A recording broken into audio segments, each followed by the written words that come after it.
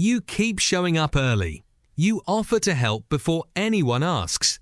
You say no worries when someone drops the ball and it lands on your desk. You absorb the friction so other people don't have to. And you tell yourself this is just who you are. Someone who cares, someone who keeps things running, someone the team can count on. But here's what's also true. You haven't been promoted. You're doing the work of two people and being thanked for the effort of one. The loudest person in the room, the one who takes credit freely and apologizes rarely, they just got the raise you've been waiting 3 years for, and you cannot figure out why. You probably think the problem is that the company doesn't notice, that your manager is oblivious or political or just bad at their job. Maybe. But the thing nobody is going to tell you, the thing that feels almost cruel to say out loud, is that your niceness isn't being overlooked, it's being used. And those are two completely different problems with completely different solutions. Here's the mechanism. Organizations, like all social systems, are built around predictability. Managers need to know what they can count on and, more importantly, what they can offload. The moment you become the person who never pushes back, who absorbs extra work without complaint, who says yes before the ask is even finished, you stop being a person with a career and start being a resource.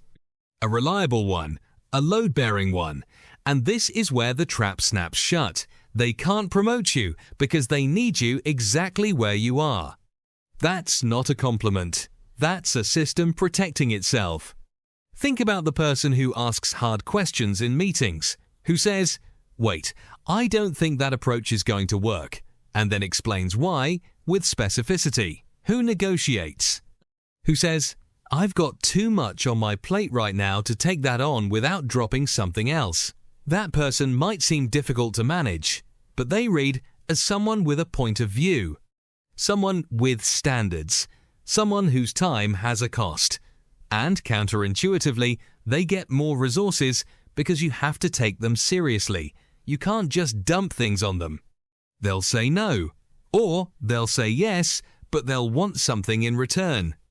You've trained your workplace that saying yes is free, that your time is always available, that the cost of inconveniencing you is essentially zero. So the thing that feels like a virtue, your flexibility, your generosity, your low-maintenance presence, is actually the source of your invisibility. Let's get concrete, because this is important. You stayed late to fix a presentation that your colleague left half-finished before a client meeting. It went well, the client was happy. In the debrief, your manager thanked your colleague for a great result.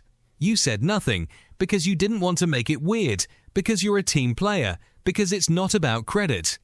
And 3 months later, your colleague got the stretch assignment you wanted. Not because your manager is a villain, because your manager genuinely didn't know the full picture. You hid the information that would have changed the calculus because being visible felt like being difficult. You protected someone else's reputation at the cost of your own, and you called it being nice. Here's another one. You're in a meeting, and someone, the loud one, the confident one, says something factually incorrect with complete authority. You know it's wrong.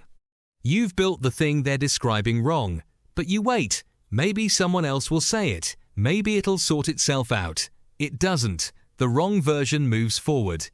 And 6 weeks later, when the problem surfaces, there's no record of your concern because you never voiced it. You were being polite.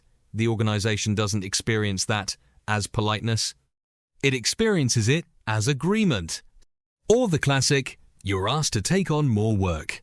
You're already stretched, but you don't want to seem like you're not a team player, so you say yes.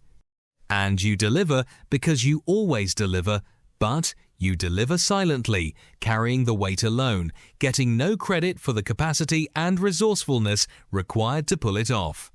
And your manager updates their mental model not as this person is a superhero who just handled an impossible situation, but as great, that workload is manageable for them, and they give you more, and you say yes, and the ceiling lowers. The pattern across all of these is the same. You're managing other people's emotional comfort at the expense of your own visibility, your own credit, and your own advancement. And you've probably justified it to yourself in terms of values, humility, teamwork, not being one of those people who's all politics and self-promotion. That framing is understandable, and it's also costing you. There's something uncomfortable underneath all of this, which is that a lot of people who are too nice at work aren't just being considerate, they're afraid of being disliked, afraid of conflict, afraid that if they ask for what they need, they'll reveal some kind of smallness or greed, and the niceness is a hedge against that fear. Which is fine, fear is human, vulnerability is real, but it's worth being clear-eyed about what you're actually doing because it changes how you think about the solution. This isn't about becoming aggressive, it's not about taking credit that isn't yours or being ruthless in the way you've watched others be ruthless and found ugly. It's about understanding that your career is a negotiation and you've been refusing to show up to the table. The people who get promoted aren't always the best at the work. Sometimes they are, but not in isolation. The people who get promoted are the ones who make their value visible, who hold boundaries that signal they have options, who advocate for themselves with the same energy they bring to advocating for their team. They understand that the organization doesn't read your mind, it reads your behavior. And if your behavior says, "I'll take whatever you give me and be grateful," the organization takes you at your word. So here's the reframe. Not, "How do I become more selfish?" or "How do I become someone I don't recognize?" The reframe is this. Being nice isn't the problem. Being unclear is the problem. Hiding your contributions is a choice.